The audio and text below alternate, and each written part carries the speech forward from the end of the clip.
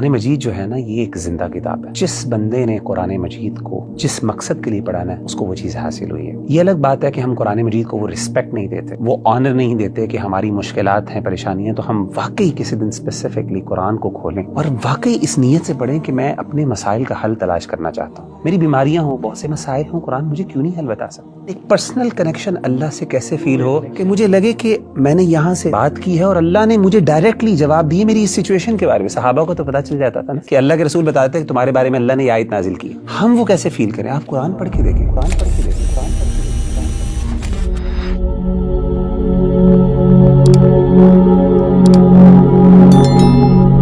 وغیرہ بھی ایک عام انسان جب بھی کسی سے کمیونیکیشن کرتا ہے اس کی خواہش ہوتی ہے کہ اس کو رسپانس ملے اور رسپانس جلدی مل جائے. جس طرح کہ نبی کریم صلی اللہ علیہ وآلہ وسلم کے زمانے میں صحابہ کرام جو تھے ان کے اوپر پریشانیاں آتی تھی, تکلیفیں آتی تھی, اور وہ اللہ سبحانہ و تعالیٰ سے دعائیں کرتے تھے کہ ان کی یہ پریشانیاں ختم ہو جائیں, اور ان کو ان چیزوں کا جواب بھی مل جاتا تھا اور ان کے دعائیں بھی قبول ہوتی تھی وحی کے ذریعے. لیکن آج کل کے دور میں جب ایک انسان پریشان ہے, پریشان حال ہے, مشکلات کے اندر ہے, اور وہ اس کی دعائیں بھی کرتا ہے, لیکن کبھی کبھی وہ اس چیز کی کمی فیل کرتا ہے, اس کے اندر ایک کمی کا احساس ہے کہ شاید میری دعا قبول نہیں ہو رہی. تو مغیرہ بھی سوال یہ ہے کہ وہ جو احساس ہے کہ انسان کے اندر وہ احساس اور وہ ایک مطمئن ہو جائے اس چیز سے کہ اللہ نے میری دعا سن لی اور اللہ سبحانہ و تعالیٰ کی طرف سے اس کو احساس بھی آ گیا ہے کہ اس کی دعا قبول ہو گئی ہے. تو یہ احساس کیسے ایک انسان اپنے اندر پا سکتا ہے؟ دیکھیں ربیع اللہ بھائی, مجھے آپ کے سوال سے ایک واقعہ یاد آ گیا.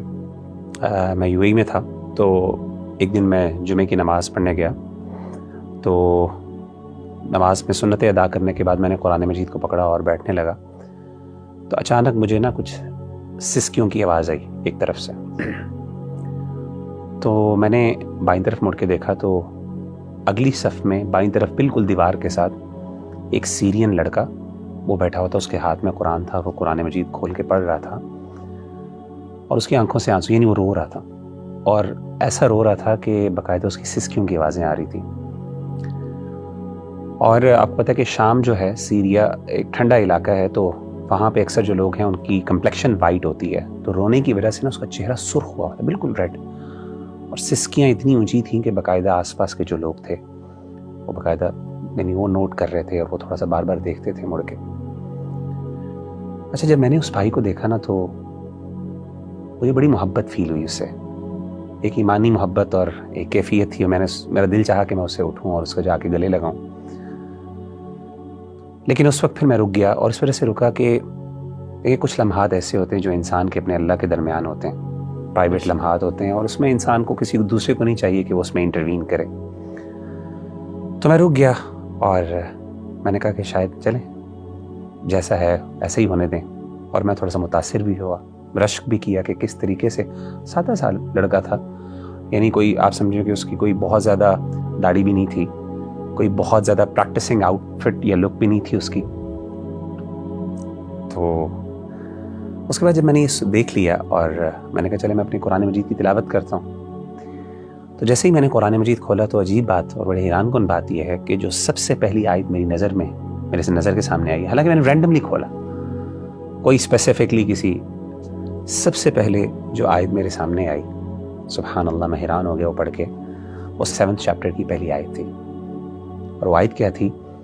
وَإِذَا سَمِعُوا مَا أُنزِلَ إِلَى الرَّسُولِ تَرَىٰ أَعْيُنَهُمْ تَفِيضُ مِنَ الدَّمْعِ مِمَّا عَرَفُوا مِنَ الْحَقِّ, کہ جب وہ رسول پر نازل کردہ کلام کو سنتے ہیں تو اے نبی صلی اللہ علیہ وسلم آپ دیکھتے ہیں کہ ان کی آنکھیں بہہ پڑی, وہ رو رہے ہیں. یعنی قرآن سننے سے ان کے دل ڈر جاتے ہیں, نرم ہوتے ہیں, اور ان کی آنکھوں سے آنسو بہہ پڑتے ہیں. کس وجہ سے؟ مما عرفوا من الحق, کہ جو حق انہوں نے اپنے رب کی طرف سے جو اللہ نے بھیجا اس کو پہچان لیا.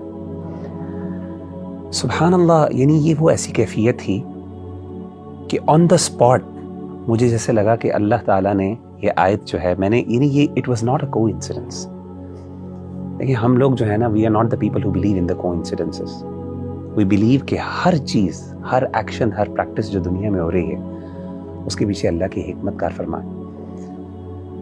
تو میرا دل چاہا کہ میں اس کے ساتھ یہ آیت شیئر کروں, اور میں کہوں کہ مجھے یہ آیت میں نے سنی ہے, اور مجھے ایک قسم کا اللہ نے, کیونکہ میں I was thinking about that person نا, کہ یار کیوں رو رہا ہے, اور پتہ نہیں کیا فیلنگز ہیں، اس کے جذبات ہیں. تو مجھے اس دن احساس ہوا کہ قرآن مجید جو ہے نا یہ ایک زندہ کتاب ہے. اور یقین کریں، یہ تجربہ کر کے دیکھ لیں کہ جس بندے نے قرآن مجید کو جس مقصد کے لیے پڑھانا ہے اس کو وہ چیز حاصل ہوئی ہے. یہ الگ بات ہے کہ ہم قرآن مجید کو وہ رسپیکٹ نہیں دیتے، وہ آنر نہیں دیتے کہ ہماری مشکلات ہیں، پریشانیاں ہیں، تو ہم واقعی کسی دن اسپیسیفکلی قرآن کو کھولیں اور اس کو پڑھیں، اور واقعی اس نیت سے پڑھیں کہ میں اپنے مسائل کا حل تلاش کرنا چاہتا ہوں. یعنی میرا دل بے قرار ہے، میرا دل جو ہے وہ وحشت ہے، اس میں مجھے اطمینان کی ضرورت ہے. یہ کیسے ہو سکتا ہے میں قرآن پڑھوں اور مجھے یہ آیت نظر نہ آئے الا بذکر اللہ تطمئن القلوب. میری بیماریاں ہوں، بہت سے مسائل ہوں، قرآن مجھے کیوں نہیں حل بتا سکتا؟ زندہ کتاب ہے. اور میں آپ کو بتاؤں کہ جن لوگوں نے یہ تجربات کیے ہیں نا، قرآن سے پرسنل، دیکھیں آپ کا سوال بھی یہی ہے نا کہ جنرل تو دین سے ہمیں جوابات مل جاتے ہیں، لیکن ایک پرسنل کنیکشن اللہ سے کیسے فیل ہو، کنیکشن جو فیل ہو کہ مجھے لگے کہ میں نے یہاں سے بات کی ہے اور اللہ نے مجھے ڈائریکٹلی جواب دیے میری اس سچویشن کے بارے میں. صحابہ کو تو پتہ چل جاتا تھا نا کہ اللہ کے رسول بتاتے تھے کہ تمہارے بارے میں اللہ نے یہ آیت نازل کی ہے. ہم وہ کیسے فیل کریں؟ آپ قرآن پڑھ کے دیکھیں، قرآن آپ سے بات کرے گا، آپ کو لگے گا کہ میرا رب مجھے جواب دے رہا ہے.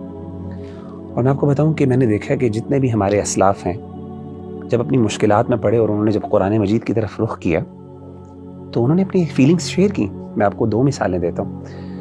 ایک مثال ہے امام ابن تیمیہ رحمہ اللہ کی. جب وہ اپنے آخری دور میں تھے، جیل میں بھیج دیا گیا ان کو، تو کہتے ہیں کہ میں نے پھر، میرے پاس اور کچھ نہیں تھا، تو میں نے قرآن مجید کی طرف جو ہے وہ رجوع کیا اور میں نے قرآن مجید کو پڑھنا شروع کیا. کہتے ہیں جیسے جیسے میں قرآن مجید پڑھتا جا رہا، مجھے، حالانکہ وہ امام ہے جس نے اپنی پوری زندگی اسلام پہ لگا دی، پوری زندگی اسلام کی خدمت اتنی کی کہ اس کو شیخ الاسلام کا ٹائٹل ملا.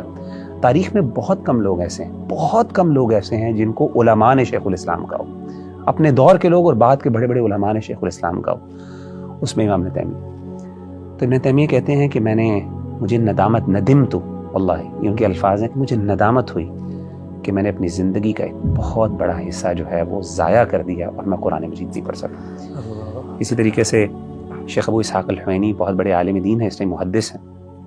میں سمجھتا ہوں عرب دنیا کے بڑے ترین، اگر آپ مجھے کہیں گے نا کہ بڑے عالم دین حدیث کے کوئی ہیں، تو میں ابو اسحاق الحوینی کو میں ریکمینڈ کروں گا. اور بھی بڑے علماء ہیں ڈیفینیٹلی. ان کو کچھ دیر کے لیے روک دیا گیا لیکچرز سے اور لوگوں سے خطبات جو دیتے تھے، تو انہوں نے قرآن مجید کو پڑھنا شروع کیا. اور یہ ان کا جملہ تھا جب وہ واپس آئے اور ان کے لیے دوبارہ وہ بین ریموو کیا گیا اور ان کو اجازت ملی کہ اب وہ پبلک سے بات کر سکتے ہیں، تو انہوں نے کہا کہ یہ ان کا جملہ باقاعدہ ہے، یا لیتنی اعطیت القرآن حیاتی، ہائے کاش میں نے اپنی پوری زندگی قرآن کو دے دی. اور کہتے ہیں کہ میں نے اپنی اس جو وقت میں نا قرآن پڑھا اور مجھے احساس ہوا کہ میں نے کتنا بڑا، حالانکہ پوری زندگی حدیث کی خدمت، حدیث کوئی چھوٹی چیز ہے سبحان اللہ، لیکن جو قرآن ہے نا وہ پرسنل کنیکشن بندے کو تب، اور میں بتاؤں یہ کنیکشن بندے کو خاص طور پہ تب فیل ہوتا ہے جب بندہ مشکل میں ہوتا ہے، جب بندے کو ضرورت ہوتی ہے. اس وقت جب قرآن راحت دیتا ہے اور قرآن انسان سے کمیونیکیٹ کرتا ہے، تو اس وقت انسان کو پھر یہ جذبہ بیدار ہوتا ہے کہ کاش میں اپنی پوری زندگی قرآن کو دے دیتا.